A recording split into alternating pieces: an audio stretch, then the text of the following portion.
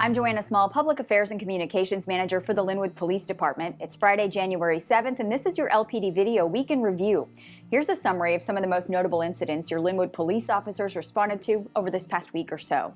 On December 28th, officers were called to One Stop Market on 196th Street Southwest for reports that an alarm had been tripped overnight. When they arrived, they found obvious signs the store had just been burglarized. There were fresh prints in the snow and the front door was shattered. Nearby, they found an axe, which surveillance video revealed had been used by the suspect to break the glass. Once inside the business, he stole an undisclosed amount of money from the cash register and rolls of lottery tickets. The suspect appeared to be a white male in his 20s or 30s, wearing a blue Nike hoodie with writing on the sleeves, dark-colored jeans, and gloves. If you know anything about this crime, call the number that's on your screen. On New Year's Eve, one of our officers contacted the driver of a vehicle parked at the Holiday Inn Express on 196th Street Southwest for having an expired temporary tag, but he ended up making an arrest for much more. The driver had 2 outstanding felony warrants for burglary and theft out of Everett. But the officer dug a bit further and learned he was not the registered owner of the Cadillac Escalade. So he called the actual registered owner, who explained that her car was prowled over the summer and several identifying documents, including her driver's license, had been stolen. The suspects opened numerous fraudulent accounts and illegally purchased this vehicle in her name.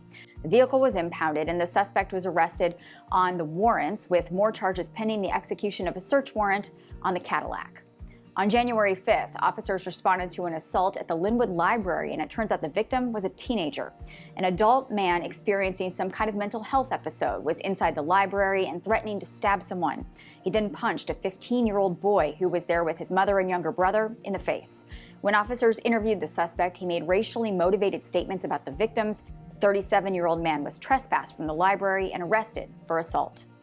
On January 6th, officers responded to Carson Auto on Highway 99 for reports of a theft in progress. When they arrived, they found 4 people stranded because their getaway vehicle's battery had died. They actually asked officers for a jump, but instead they eventually admitted to stealing 4 wheels and rims off a parked vehicle at the business and loading them into the getaway vehicle. The driver also had a large fixed-blade knife on him, which he said was for his protection but is illegal to carry in the city of Lynnwood. He was cited, and one of his associates was arrested for the theft. More charges are pending the execution of a search warrant on the getaway vehicle. Now, if you follow us on Facebook and some of our other social media accounts, you may have seen detectives arrested a 14-year-old boy late Wednesday for threatening messages and a video sent to another teen while the victim was at school. The suspect, an Edmonds Woodway student, threatened to shoot the victim and the victim's classmates at Meadowdale High School. In the video message, he flashed what appeared to be a handgun. The student immediately told school officials, who immediately told us. The teen was arrested at home and is facing charges for harassment with threats to kill. His family confirmed he does have access to an airsoft gun. In last week's Week in Review, we told you about 2 teens who attempted to steal tobacco products from the Shell gas station on 44th Avenue West December 20th. When an employee chased them out, the male teen pulled a gun from his jacket pocket and said something similar to, "I'll kill you," causing the clerk to run behind a parked vehicle for cover. We now need the public's help finding these teens, so we're showing the surveillance video of the incident for the first time. You can see it start inside the store, but can't see the encounter with the gun outside, only the aftermath of scared patrons seeking shelter back inside the business. If you believe you recognize these people or know anything about this crime, please call the number that's on your screen. A little good news to round out your week. A missing person we told you about in previous Week in Reviews was located and is doing well. Fred Hawley hadn't been heard from his family in years, and they feared the worst.